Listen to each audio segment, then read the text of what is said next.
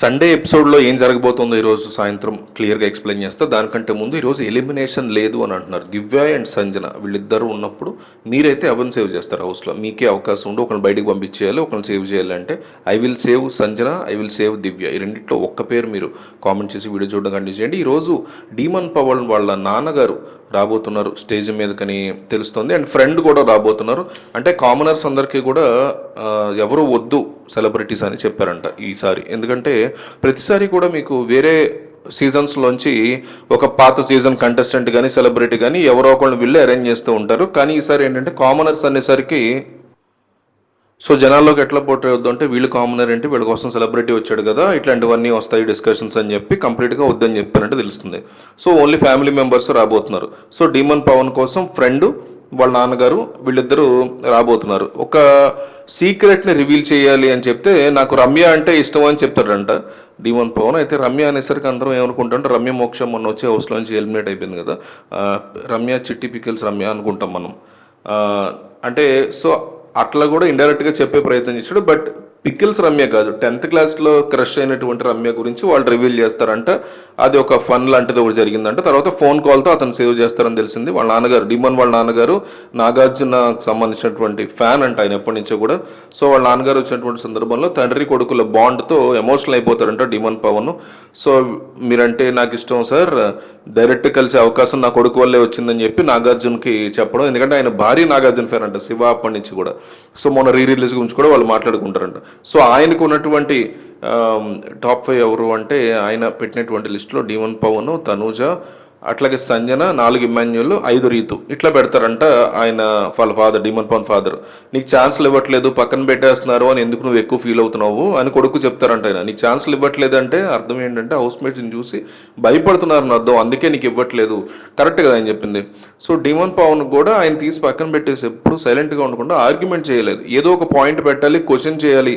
So physical టాస్క్లో వచ్చేసరికి 100% ఆడతాడు, కానీ ఆర్గ్యుమెంట్ స్కిల్స్ కూడా చాలా మెయిన్ కదా.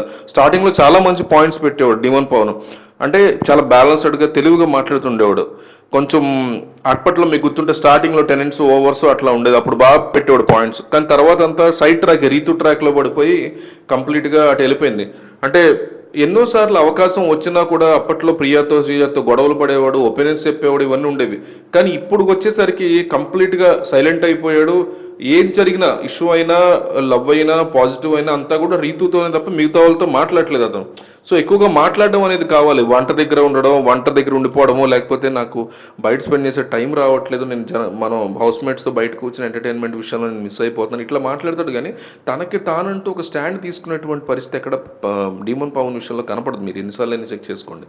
అంటే తనకి తానే స్టాండ్ తీసుకోకపోతే ఇక అతని సపోర్టర్స్ అయినా అతను బాధపడతారు కదా. సో ఇది ఒక మెయిన్ ఇష్యూ అతనితో అనేది మనం అర్థం చేసుకోవాలి.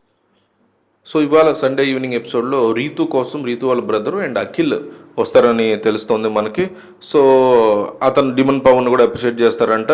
అంటే అతను అబ్జెక్ట్ చేయడం వల్లే కదా సుమన్ శెట్టిది ప్రాపర్గా పెట్టలేదని తెలిసి రీతు కెప్టెన్ అయింది.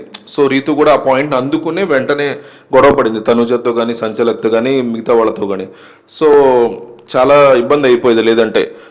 సో అంటే మిగతా వాళ్ళందరూ లాస్ట్ ఛాన్స్ ఎవరు చేయడానికి వదులుకోవడానికి ఇష్టపడరు, కానీ ఉన్న దాంట్లో కొంతైనా పాజిటివిటీ అనేది డీమన్ పవన్ ఇచ్చినటువంటి ఐడియా వల్ల వర్కౌట్ అయింది.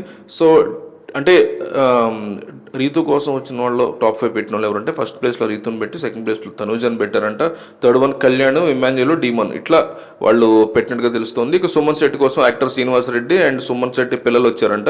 వీళ్ళ టాప్ 5 ఎవరంటే సుమన్, భరణి, 3వ ప్లేస్లో ఇమాన్యుల్, 4th ప్లేస్లో కళ్యాణ్, 5th ప్లేస్లో తనూజ ఇట్లా పెడతారంట. ఇక తనూజకు సంబంధించి కూడా వస్తారు ఈరోజు. సిస్టర్ మ్యారేజ్ కాబట్టి వాళ్ళు రాలేని పరిస్థితి కాబట్టి, కర్ణాటక నుంచి రావాలి కాబట్టి. సో ఇవిడికి కూడా ముందే తెలిసి వచ్చారు, మరి చెల్లి పెళ్ళిన తెలిసినా సరే 9 లక్కీ నెంబర్ అంటే. సో సీజన్ 9 తన లక్కీ నెంబర్ కాబట్టి వచ్చానని చెప్పింది. నాకు కూడా అర్థం కాలేదు, ఇంకొక 1 month పోస్ట్పోన్ చేసుకుంటే బెటర్ కదా, ఏకంగా సొంత చెల్లి పెళ్లి కదా, ఓ 2 నెలలని పోస్ట్పోన్ చేసుకోవచ్చు, పెద్ద విషయం కదా. మరి ఎందుకు అట్లా చేశారు తెలిసి కూడా తను వచ్చిందంట. మరి అంటే 2 వారాల్లో వచ్చేస్తావు నువ్వు, పెళ్లి టైంకి వచ్చేస్తావు, వాళ్ళు కాన్ఫిడెంట్గా పంపించారు. తను కూడా మరి వచ్చేస్తాను అనుకుందో ఏమో కానీ వెళ్ళింది. సీర చూస్తే ఇప్పుడు హౌస్లో ఉంది. సో జాకీ వాళ్ళ వైఫ్ వస్తారు హరిత, అండ్ పవన్ సాయి అని కో ఆర్టిస్ట్, వీళ్ళిద్దరు కలిసి సీరియల్స్లో యాక్ట్ చేసినట్టుగా తెలుస్తుంది. ఆయన కూడా సీరియల్ ఆర్టిస్ట్. సో వీళ్ళ యొక్క పాయింట్ అంటే వీళ్ళ టాప్ ఏంటంటే ఫస్ట్ ప్లేస్లో తనూజ టాప్ 5లో, సెకండ్ ప్లేస్లో రీతు, థర్డ్ ప్లేస్లో భరణి, 4th ప్లేస్లో కళ్యాణ్, 5th ప్లేస్లో ఇమాన్యుల్ ఇట్లా పెట్టారంట వీళ్ళు. సో అయితే మనకున్నటువంటి ఇన్ఫర్మేషన్ ఏంటంటే, పవన్ సాయి హౌస్‌లో ఉన్నటువంటి వాళ్ళతో మాట్లాడుతూ అది నా పిల్లరా అంటాడంట. అంటే అర్జున్ రెడ్డి యొక్క సినిమాలో డైలాగ్ అది హీరోయిన్ నాది అని చెప్పడంలో భాగంగా. సో, అది నా పిల్లరా అంటాడంట. సో, బయట బాగా రూమర్స్ ఉన్నాయి. పవన్ సాయికి తనుజ రిలేషన్‌లో ఉన్నారు అది ఇది అని. పవన్ సాయికి ఆల్రెడీ పెళ్లి డైవర్స్ ఏదో ఇష్యూ ఉంది. I'm not sure about it. మీకేమైనా తెలిస్తే కామెంట్ చేయండి. పవన్ సాయికి పెళ్లయిందా అవ్వలేదా? డివోర్స్ అయిందా? అసలు ఏంటి అతని పరిస్థితి నాకు ఐడియా లేదు. కామెంట్ చేయండి. సో, వచ్చిన వాళ్ళు అట్లా పెడతారు అని చెప్పి తెలుస్తుంది. నా పిల్లరా అది అంటాడంట. సో, అంటే వీళ్ళిద్దరి మధ్య ఆల్రెడీ రూమర్స్ ఉన్నాయి వీళ్ళ రిలేషన్‌షిప్ అనేసి. సో, అది ఎట్లా ఉంది? ఎంతవరకు వెళ్తది అనేది చూడాలి. సో, మీకు ఏమనిపించింది మొత్తం వ్యవహారం గురించి కామెంట్ చేయండి.